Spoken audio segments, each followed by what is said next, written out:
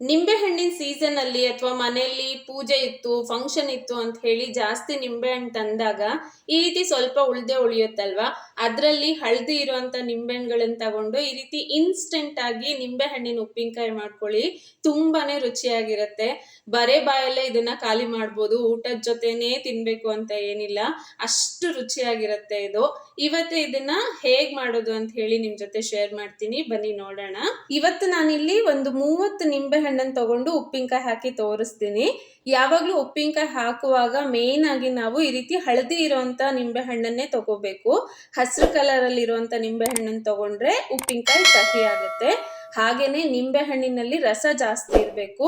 ತೊಗಟೆ ಜಾಸ್ತಿ ದಪ್ಪ ಇತ್ತು ಅಂದ್ರೂ ಕೂಡ ನಿಂಬೆ ಹಣ್ಣಿನ ಉಪ್ಪಿನಕಾಯಿ ಕಹಿ ಬರುತ್ತೆ. ಸೊ ಎಲ್ಲ ನಿಂಬೆ ಹಣ್ಣನ್ನು ಚೆನ್ನಾಗಿ ತೊಳ್ಕೊಂಡು ಅದನ್ನ ನೀಟಾಗಿ ಒಂದು ಬಟ್ಟೆನಲ್ಲಿ ಒರೆಸಿ ತೆಗೆದಿಡ್ತಾ ಇದ್ದೀನಿ. ಈಗ ನಾನೊಂದು ಇಡ್ಲಿ ಪಾತ್ರೆನಲ್ಲಿ ಸ್ವಲ್ಪ ನೀರು ಹಾಕಿ ಈ ರೀತಿ ಪ್ಲೇಟ್ಗಳನ್ನು ಇಟ್ಟು ನಿಂಬೆ ಹಣ್ಣನ್ನು ಅದರಲ್ಲಿ ಇಟ್ಟು 5 ನಿಮಿಷ ಬೇಯಿಸ್ಕೊಳ್ತೀನಿ. ನಾರ್ಮಲ್ ನಾವು ಇಡ್ಲಿ ಹೇಗೆ ಮಾಡ್ತೀವಲ್ವಾ ಆ ರೀತಿ ಹಬೆನಲ್ಲಿ ಈ ನಿಂಬೆ ಹಣ್ಣುಗಳು ಬೇಯಬೇಕು. ಜಸ್ಟ್ 5 ನಿಮಿಷ ಸಾಕು, ಅದಕ್ಕಿಂತ ಜಾಸ್ತಿ ಬೇಯಿಸೋದಕ್ಕೆ ಹೋಗಬೇಡಿ.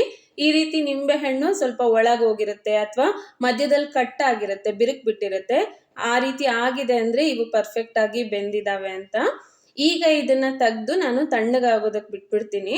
ಅಷ್ಟರಲ್ಲೇನೆ ಇದಕ್ಕೊಂದು ಮಸಾಲ ರೆಡಿ ಮಾಡ್ಕೊಳ್ಳೋಣ. ಉಪ್ಪಿನಕಾಯಿಗೆ ಮಸಾಲ ಚೆನ್ನಾಗಿದ್ರೆ ಅದ್ರ ಟೇಸ್ಟೇ ಅಮೇಝಿಂಗ್ ಆಗಿರುತ್ತಲ್ವಾ? ಇಲ್ಲಿ ನಾನು ಒಂದು ಬಾಣಲಿನಲ್ಲಿ 1 ಚಮಚ ಜೀರಿಗೆ, 2 ಚಮಚ ಸೋಪಿನ ಕಾಳು ಅಂದ್ರೆ ಸೋಂಪು, 1 ಚಮಚ ಅಜ್ವಾನ ಅಂದ್ರೆ ಓಂ ಕಾಳು, ಹಾಗೆ 1 ಚಮಚ ಕಾಳು ಮೆಣಸು ಮತ್ತೆ ಅರ್ಧ ಚಮಚದಷ್ಟು ಮೆಂತೆ ಕಾಳನ್ನ ಹಾಕಿ ಲೈಟಾಗಿ ಈ ರೀತಿ ಬೆಚ್ಚಗೆ ಮಾಡ್ಕೊಂಡಿದ್ದೀನಿ. ಸ್ವಲ್ಪ ಕಲರ್ ಚೇಂಜ್ ಆದ್ರೆ ಸಾಕು. ಇದೆಲ್ಲದನ್ನು ಸ್ವಲ್ಪ ತಣ್ಣಗಾಗೋವರೆಗೂ ಬಿಟ್ಟು ಆಮೇಲೆ ಪುಡಿ ಮಾಡ್ಕೊಳ್ತೀನಿ. ನಾರ್ಮಲ್ ಮಿಕ್ಸಿ ಜಾರಿಗೆ ಹಾಕಿ ಆದಷ್ಟು ಸಣ್ಣಗೆ ಪುಡಿ ಮಾಡ್ಕೊಳ್ಳಿ.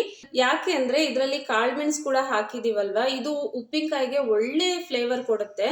ಆದ್ರೆ ಸ್ವಲ್ಪ ತರಿ ತರಿಯಾಗಿದ್ರೆ ಅದು ತಿನ್ನುವಾಗ ಬಾಯಲ್ಲಿ ಸಿಗ್ತಾ ಇರುತ್ತಲ್ವಾ, ಹಾಗಾಗಿ ಈಗ ಈ ರುಬ್ಕೊಂಡಿರೋದಕ್ಕೇನೆ ನಾವು 4 ಚಮಚದಷ್ಟು ಖಾರದ ಪುಡಿ, 1 ಚಮಚ ಉಪ್ಪು ಹಾಕಿದ್ದೀನಿ. ರುಚಿ ನೋಡ್ಕೊಂಡು ಮತ್ತೆ ಆಮೇಲೆ ಹಾಕೋಬಹುದು.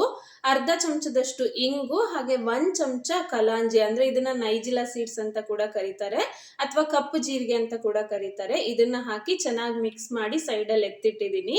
ಅಷ್ಟರಲ್ಲಿ ನಿಂಬೆಹಣ್ಣು ಕೂಡ ತಣ್ಣಗಾಗಿತ್ತಲ್ವಾ, ಈಗ ನಿಂಬೆ ಹಣ್ಣನ್ನ ಕಟ್ ಮಾಡ್ಕೊಳ್ತಾ ಇದ್ದೀನಿ. ಇದರಲ್ಲಿ ಅಲ್ಲೊಂದು ಇಲ್ಲೊಂದು ಬೀಜ ಉಳ್ದಿದ್ರು ಪರವಾಗಿಲ್ಲ, ಎಲ್ಲಾನು ಹೋಗ್ಬೇಕು ಅಂತ ಏನಿಲ್ಲ. ಈ ನಿಂಬೆ ಹಣ್ಣುಗಳನ್ನ ನಾವು ಮುಂಚೆನೆ ಬೇಯಿಸಿರೋದ್ರಿಂದ ಕಟ್ ಮಾಡುವಾಗ ಸ್ವಲ್ಪ ಕಷ್ಟ ಅನ್ಸುತ್ತೆ. ಆದ್ರೆ ಈಗ ನಾನು ತೋರಿಸ್ತಾ ಇರುವಂತ ಮೆಥಡ್ ಅಲ್ಲಿ ಕಟ್ ಮಾಡಿದ್ರೆ ತುಂಬಾನೇ ಈಸಿಯಾಗಿ ಕಟ್ ಮಾಡ್ಬೋದು. ಅಂದ್ರೆ ಚಾಕು ತುದಿಯನ್ನ ಇಟ್ಕೊಂಡು ನೀಟಾಗಿ ಕಟ್ ಮಾಡ್ಕೊಳ್ಳಿ. ಈಗ ಎಲ್ಲ ನಿಂಬೆ ಹಣ್ಣನ್ನು ಕಟ್ ಮಾಡಿದ್ದಾಯ್ತಲ್ವಾ, ನೆಕ್ಸ್ಟ್ ಒಂದು ಬಾಣಲಿನಲ್ಲಿ ಬೆಲ್ಲ ಹಾಕೊಳ್ತಾ ಇದ್ದೀನಿ. 30 ನಿಂಬೆ ಹಣ್ಣಿಗೆ 3/4 ಕಪ್ಪಷ್ಟು ಬೆಲ್ಲ ನಾನಿಲ್ಲಿ ತಗೊಂಡಿದ್ದೀನಿ. ನಿಮಗೆ ಸ್ವಲ್ಪ ಸ್ವೀಟ್ ಜಾಸ್ತಿ ಇಷ್ಟ ಆಗುತ್ತೆ ಅಂದ್ರೆ ಇನ್ನೊಂದು ಸ್ವಲ್ಪ ಜಾಸ್ತಿ ಕೂಡ ಹಾಕೋಬಹುದು, ಬಟ್ ಇದಕ್ಕಿಂತ ಕಡಿಮೆ ಹಾಕಬೇಡಿ. ಯಾಕೆಂದ್ರೆ ನಿಂಬೆ ಹಣ್ಣಿನ ಉಪ್ಪಿನಕಾಯಿ ಅಲ್ವಾ, ತುಂಬಾನೇ ಹುಳಿ ಆಗ್ಬಿಡತ್ತೆ. ಈ ಬೆಲ್ಲಕ್ಕೆ ನಾನು ಸ್ವಲ್ಪ ನೀರು ಹಾಕಿ ಕರಗಿಸ್ಕೊಂಡಿದ್ದೀನಿ. ಹಾಗೆ ನಾನು ಇಲ್ಲಿ ಪ್ಯೂರ್ ಆರ್ಗ್ಯಾನಿಕ್ ಬೆಲ್ಲ ಯೂಸ್ ಮಾಡಿರೋದ್ರಿಂದ ಇದ್ರಲ್ಲಿ ಕಲ್ಲೇನು ಇಲ್ಲ, ಹಾಗಾಗಿ ಸೋಸ್ಕೊಂಡಿಲ್ಲ. ನೀವೊಂದ್ಸರಿ ಸೋಸ್ಕೊಂಡೇನೆ ಉಪಯೋಗಿಸಿ. ಹಾಗೆ ಇದಕ್ಕೆ ನಾವು ಮುಂಚೆ ಪೌಡರ್ ರೆಡಿ ಮಾಡ್ಕೊಂಡಿದ್ವಲ್ವ, ಆ ಪೌಡರ್ನ ಹಾಕಿ ಮಿಕ್ಸ್ ಮಾಡಿಕೊಂಡು ಹೆಚ್ಚಿಟ್ಕೊಂಡಿರೋಂಥ ನಿಂಬೆಹಣ್ಣು ಕೂಡ ಇದರಲ್ಲಿ ಹಾಕಿ ಚೆನ್ನಾಗಿ ಮಿಕ್ಸ್ ಮಾಡಿ 2 ರಿಂದ 3 ನಿಮಿಷದವರೆಗೂ ಇದನ್ನು ಬೇಯಿಸ್ಕೊಳ್ಳಿ ಅಷ್ಟೇನೆ. ಇಷ್ಟಾದರೆ ಈ ಉಪ್ಪಿನಕಾಯಿ ರೆಡಿನೇ ಆಗಿಬಿಡುತ್ತೆ. ಆದರೆ ಇದನ್ನ ಹಾಗೆ ಒಂದು ಬಾಕ್ಸಲ್ಲಿ ಹಾಕಿ ತೆಗೆದಿಡೋದಕ್ಕೆ ಹೋಗ್ಬೇಡಿ, ಯಾಕೆಂದರೆ ಬಿಸಿ ಇದ್ದಾಗ ನೀರು ಬಿಟ್ಕೊಂಡ್ಬಿಡುತ್ತಲ್ವ.